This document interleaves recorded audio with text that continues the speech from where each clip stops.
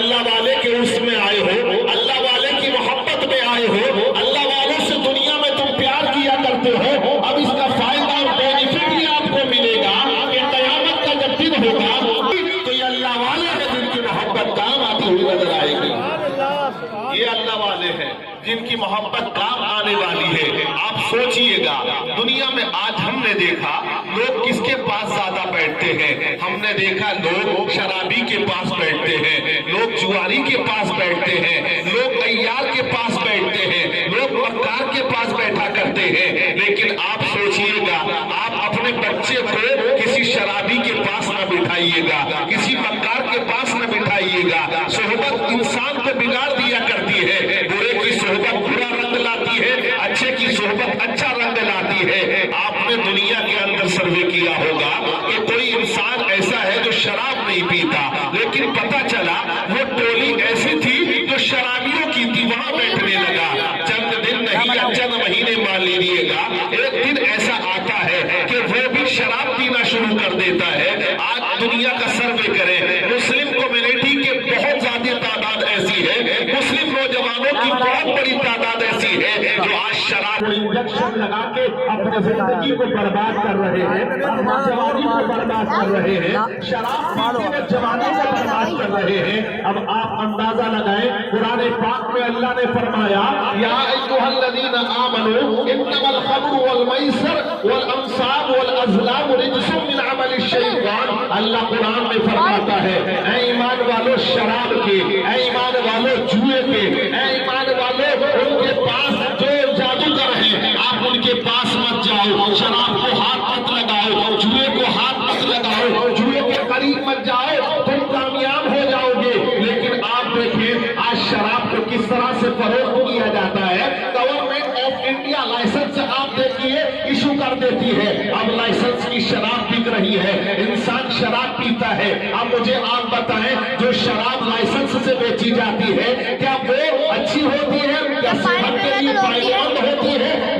نہیں, بلکہ medical doctor آپ کو یہی بتائے گا, میڈیکل سائنس بتائے گی شراب پینے والے کا جسم بیکار ہو جاتا ہے, اس کا شریر خراب ہو جاتا ہے, اس کے گردے اور پھیپھڑے خراب ہو جاتے ہیں. اب لائسنس والی شراب پیے انسان یا بغیر لائسنس والی شراب پیے, حضرات وہ دونوں صورتوں میں اسلام نے کہا حرام ہے. لیکن آج آپ دیکھیں بڑی تعداد میں نوجوان شراب نوشی کے اندر مبتلا نظر آتا ہے. نوجوان سیلیبریٹ کرتا ہے, کبھی وہ پکنک مناتا ہے, کبھی وہ جا کر اپنے برتھڈے کے اندر پارٹی کیا کرتا ہے, جنم دن منا رہا تو شراب پیتا ہے. جگہ جگہ شراب کے رٹے آپ کو نظر آتے ہیں, جس کی وجہ سے اس کا پریوار تباہ ہو جاتا ہے. اب آپ کو ایک چھوٹا سا سروے ہندوستان کا میں بتا دیتا ہوں. دیکھیے جو کولکاتہ کے اندر ڈاکٹرنی کا قتل کیا جاتا ہے, رات کے سناٹے میں, رات کے اندھیرے میں, اب پولیس جانچ کرتی ہے, مجرم کو پکڑا گیا تو وہ کیا پتا چلا,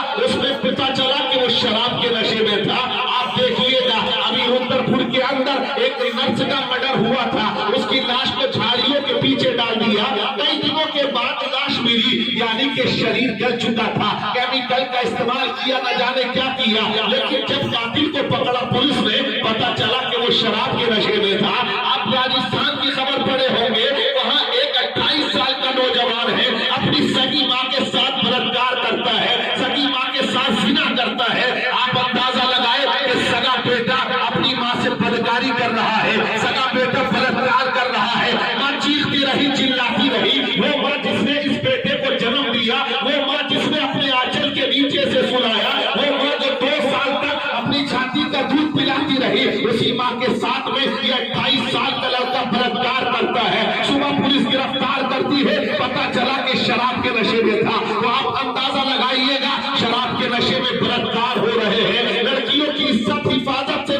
لڑکیوں کی آبرو نہیں بچ پا رہی ہے, ماں کی عزت لوٹی جا رہی ہے, وہ جوان لڑکیوں کے ساتھ ریپ ہو رہا ہے. ادھر لوگ چلاتے ہیں, آپ دیکھیے سنسد میں ہنگامہ ہوتا ہے, پارلیمنٹ میں ہنگامہ ہوتا ہے, جگہ جگہ لوگ چلایا کرتے ہیں کہ بلاత్కాر کو پھانسی کی سزا دو, بلاత్కాر کو سزائے موت دو. آخرکار یہ آوازیں اٹھ رہی ہے, لیکن اسلام نے کیا کہا, اگر تم شراب کو بند کر دو گے, شراب پر پابندی لگا دو گے تو کوئی بلاత్కాر نہ ہوگا, عزتیں محفوظ ہو جائیں گی اور عورتوں کی عزتوں میں 4 چاند سبحان اللہ. کیا ہوگا معلوم ہے؟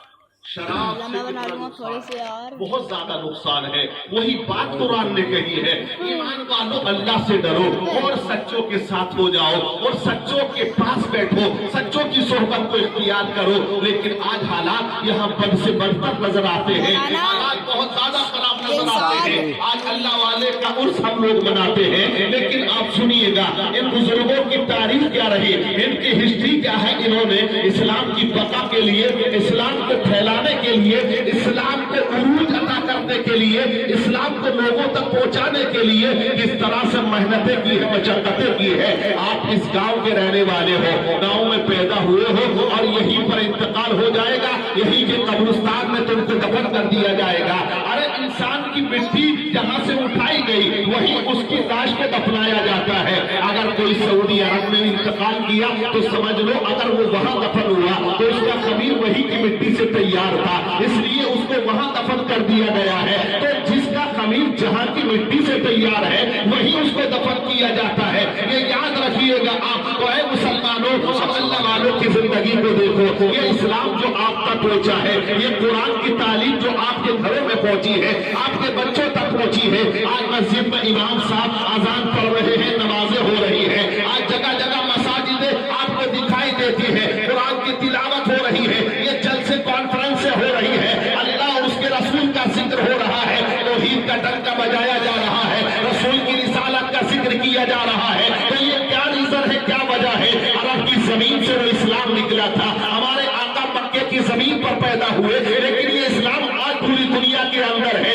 آخر یہ پھیلا کیسے ہے، آخر یہ لوگوں تک پہنچا کیسے ہے؟ تو سمجھ لو آپ آج تو تم دنیا کے کام میں لگے رہتے ہو، لیکن وہ اللہ کے ولی ہے، وہ اللہ کے مقدس ولی ہے، وہ اللہ کے ولی ہے کہ جنہوں نے اپنے گھر کو چھوڑ دیا، اپنے در کو چھوڑ دیا، وہ ہجرت کر کے دوسرے ملک چلے گئے، وہاں اسلام کی صداقت کو بیان کرتے رہے، اسلام کی حقانیت کو بیان کرتے رہے. آپ دیکھیے گا صدیق اکبر کی تاریخ پڑھیں آپ. حضرت صدیق اکبر مکہ المکرمہ کے اندر پیدا ہوئے، لیکن جب اسلام کو پھیلانے کی بات آئی، جب اسلام کو لوگوں تک پہنچانے کی بات آئی، مکہ چھوڑ کر مدینہ المنورہ چلے جاتے ہیں، آقا کریم کے ساتھ ہجرت کرتے ہیں، ہمارے آقا کے ساتھ چلتے ہیں اور عشق دیکھے حضرت صدیق اکبر کا. آپ دیکھیں یہ وہ صدیق اکبر ہے، یہ ابو بکر صدیق ہے، ان کے بارے میں ہمارے نبی نے فرمایا کہ میری امت میں اگر سب سے افضل بشر کوئی ہے وہ صدیق اکبر کی ذات گرامی ہے.